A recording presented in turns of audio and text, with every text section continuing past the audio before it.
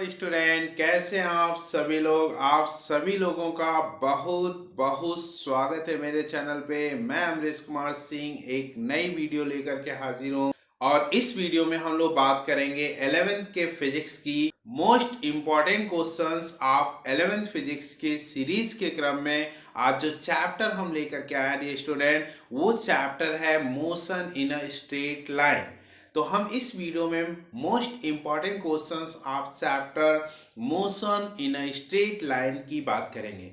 तो चलिए इस वीडियो को शुरू करते हैं। Most important questions of 11th physics chapter motion in a straight line.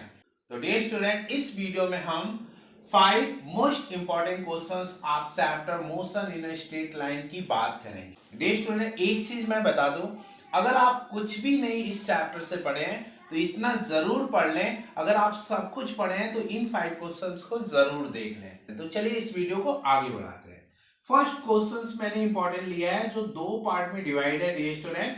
पहले पार्ट ए में इंपॉर्टेंट डेफिनेशंस हैं। डिफाइन, पहला यूनिफॉर्म स्पीड पूछा जाता है, यूनिफॉर्म वेलोसिटी भी पूछा जाता है, यूनिफॉर्म एक्सेलरेशन भी पूछा जा सकता है। तो uniform speed, uniform velocity, uniform acceleration की डेफिनेशन हम जरूर पढ़ लें।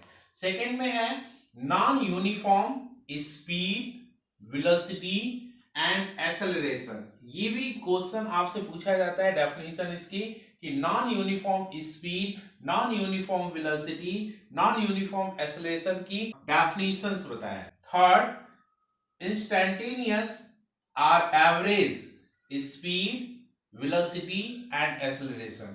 Instantaneous speed, instantaneous velocity, instantaneous acceleration और average speed, average velocity, average acceleration से भी डेफिनेशन पूछा जाता है, तो इनको जरूर आप पढ़ लें। सेकेंड, इसका बी पार्ट है explain all terms of the A of the question number A by position time graph. Question A में दिए गए सारे टर्म्स को पोजीशन टाइम ग्राफ से एक्सप्लेन करने को भी पूछा जाता है डियर स्टूडेंट। जब भी आप इनको पढ़ें तो इनके पोजीशन टाइम ग्राफ्स को भी अच्छी तरीके से देख लें। Now we will discuss on the most important questions number 2। This is also divided into 2 part. Part A, right equations of motion, deduce these equations by uniformly accelerated motion by calculus method integration technique. आप motion के equations लिखिए और इन equations को uniformly accelerated motion में calculus method से या integration technique से डिड्यूस करिए। बी है a ball thrown vertically upward with a speed of 19.6 metre पर second from the top of the tower returns to the earth in 6 seconds. Find the height of the tower. एक ball को किसी tower के top से 19.6 metre पर second की velocity से upward direction में, वर्टिकली अपवर्ड डायरेक्शंस में थ्रो किया जाता है और वह बॉल रिटर्न्स होती है अर्थ पर 6 सेकेंड में।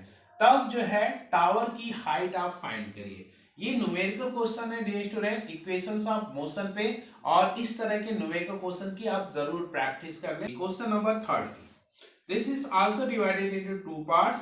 First part, right equations of motion under the gravity for upward and downward directions. Under the gravity होने वाले मोशन के इक्वेशंस को लिखिए, अपवर्ड डायरेक्शन में जब मोशन हो रहा हो और डाउनवर्ड डायरेक्शंस में जब मोशन हो रहा हो। बी पार्ट है a ball is released from the top of a tower of height h meter. It takes t second to reach the ground. What is the position of a ball in t by 3 seconds? एक ball है जो किसी tower जिसकी height small h metre है के top से release की जाती है। यह 30 सेकेंड में ग्राउंड पे आती है, तो बॉल की t/3 सेकेंड में पोजीशन कितनी होगी। This is also one type of numerical question based on the equations of motion under the gravity. then practice such type of numerical. Question number 4. This is also divided into two parts. First, define relative velocity. Relative velocity को define करिए. B part है draw and discuss the position time graphs of the two objects moving along the straight line when their velocities are first 0, second positive, third negative. दो moving object है जो straight line में move कर रही हैं. अगर उनकी वेलोसिटी जीरो है, उनकी वेलोसिटीज पॉजिटिव है, उनकी वेलोसिटीज नेगेटिव है, तो उनके पोजीशन टाइम ग्राफ्स ड्रॉ करिए और उसका डिस्कशन करिए. Fifth important question. This is also divided into two part. A, can the speed of a body be negative? क्या किसी बॉडी की स्पीड नेगेटिव हो सकती है? B, distinguish between distance and displacement. Distance और डिस्प्लेसमेंट के बीच अंतर को बताइए. तो डियर स्टूडेंट, ये 5 मोस्ट इंपॉर्टेंट क्वेश्चंस हमने लिया है. डियर स्टूडेंट, बहुत ही टफ होता है किसी चैप्टर से 5 इंपॉर्टेंट क्वेश्चंस सेलेक्ट करना, क्योंकि इंपॉर्टेंट क्वेश्चंस तो बहुत आ जाते हैं. तो मैं आपको सजेस्ट करूंगा कि इन 5 क्वेश्चंस को जो मैंने लिया है, इनके बेसिस पे और भी क्वेश्चंस की प्रैक्टिस करें. और ये 5 क्वेश्चंस इंपॉर्टेंट हैं कि नहीं है, इनको कमेंट में जरूर लिखें. कैसी रही ये वीडियो? अगर अच्छी लगी हो तो एक लाइक कर दीजिएगा. चैनल पे अगर आप नए हैं तो चैनल को सब्सक्राइब कर दीजिएगा. अपने दोस्तों में ज़्यादा से ज़्यादा इस वीडियो को शेयर कर दीजिएगा, क्योंकि कहा भी जाता है कि कर भला तो हो भला. अगर आप दूसरे का भला करेंगे तभी ईश्वर भी आपका भला करेंगे.